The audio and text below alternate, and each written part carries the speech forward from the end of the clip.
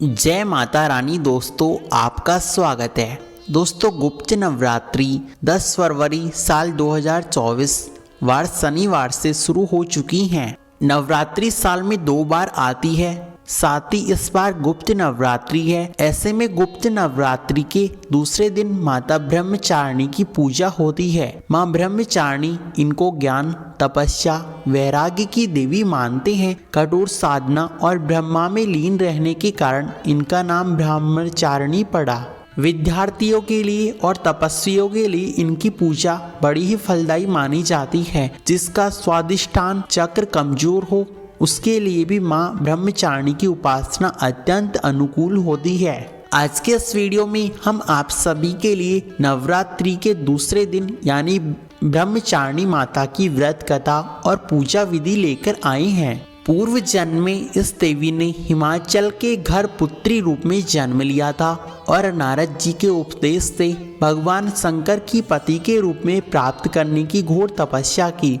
इस कठिन तपस्या के बाद इन्हें तपस्यानी तथा ब्रह्मचारिणी नाम से जाना गया। 1000 वर्ष तक इन्होंने केवल फल फूल खाकर बिताए। 100 वर्षों तक केवल जमीन पर रहकर साग का निर्वहन किया। कुछ दिनों बाद तपस्या उपवास रखी और खुले आसमान के नीचे वर्षा और धूप से घोर कष्ट सही। 3000 वर्षों तक टूटे हुए विप्लव पत्र खाए भगवान शंकर की आराधना करती रही। इसके बाद वो उन्होंने भूखे विप्लव पत्र खाना छोड़ दिए। कई हजार वर्षों तक निर्जल और निराहार रहकर तपस्या करने लगी। पत्तों को खाना छोड़ देने के कारण इनका नाम अपर्णा नाम पड़ा।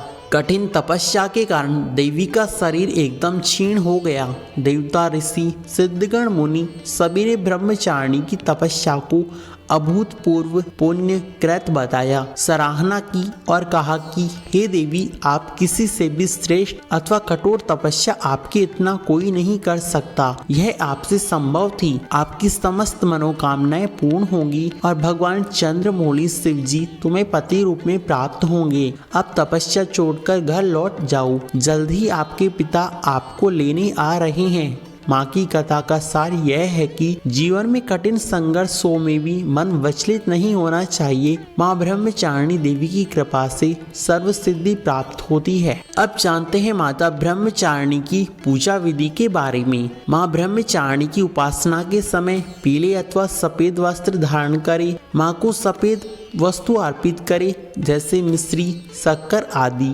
ज्ञान और वैराग्य का कोई मंत्र जपा जा सकता है तो उसे जपे। वैसे माता ब्रह्मचारिणी के लिए ओम हेम नमः मंत्र का जाप करे। जलीय आहार और फलाहार का विशेष ध्यान रखे। साथ ही माता की उपासना करे। इससे माता रानी की विशेष कृपा आप सभी भक्तों को प्राप्त होगी। दोस्तों हमारे द्वारा दी गई जानकारी आपको कैसी लगी कमेंट में अवश्य बतावें। साथ ही जय माता दी लिखना बिल्कुल ना भूलें। धन्यवाद।